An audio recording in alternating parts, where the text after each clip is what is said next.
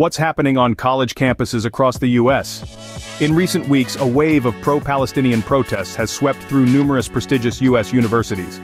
These demonstrations, characterized by their intensity and scale, echo a long tradition of campus activism in America. Students have not only voiced their dissent but have escalated their efforts by setting up encampments and occupying academic buildings. This isn't the first time campuses have turned into battlegrounds for ideological conflicts.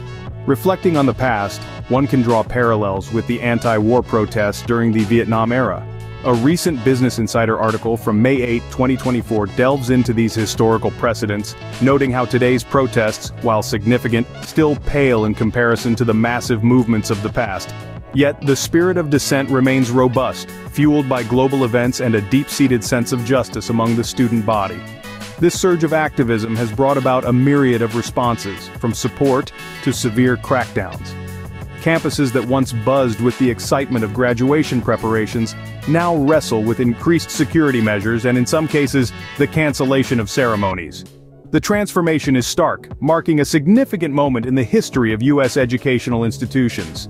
But what triggered the police to step in? Let's uncover the timeline of events. When activism crosses lines, how do institutions react? The narrative of student activism took a sharp turn at the University of California, Berkeley.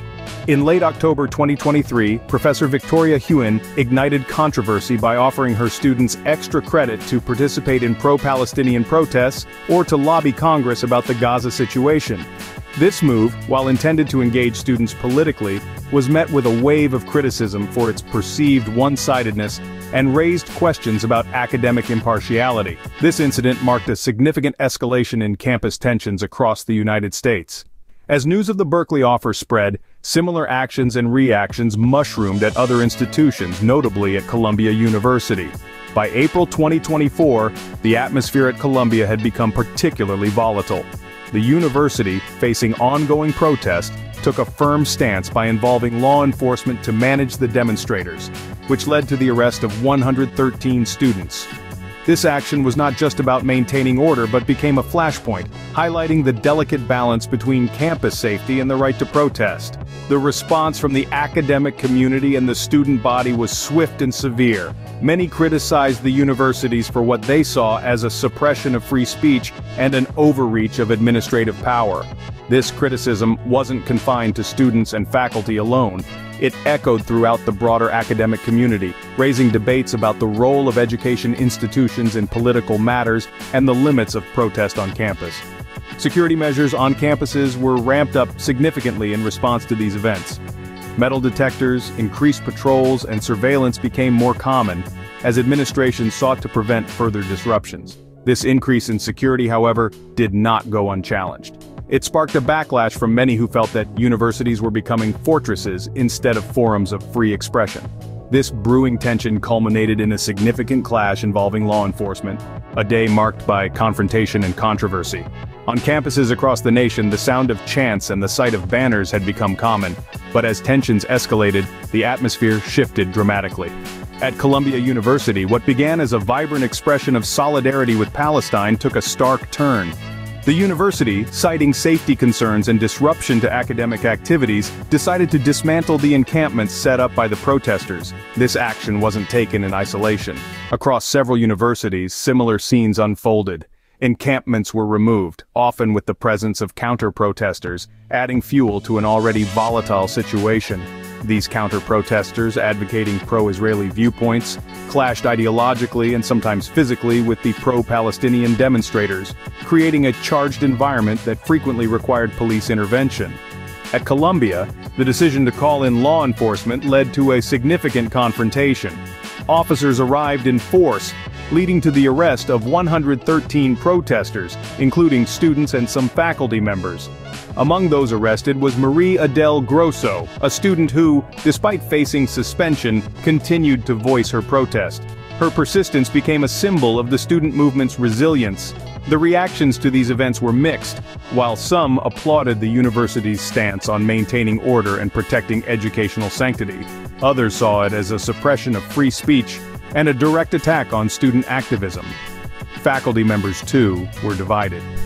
Some criticized the administration's decisions as heavy-handed, while others felt the actions were justified to restore order and ensure the safety of all students. These arrests and the university's firm actions have ignited a powerful debate across the nation.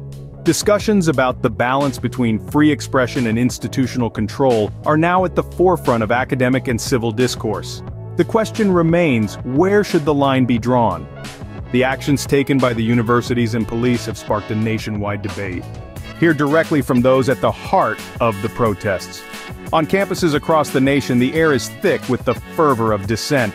A student at Columbia, choosing to remain unnamed, shares, "We're not just shouting into the void. We're standing up for what we believe is a grave injustice. It's about human rights, not just politics." Their words echo the sentiment of many pro-Palestinian demonstrators who feel a deep connection to the cause.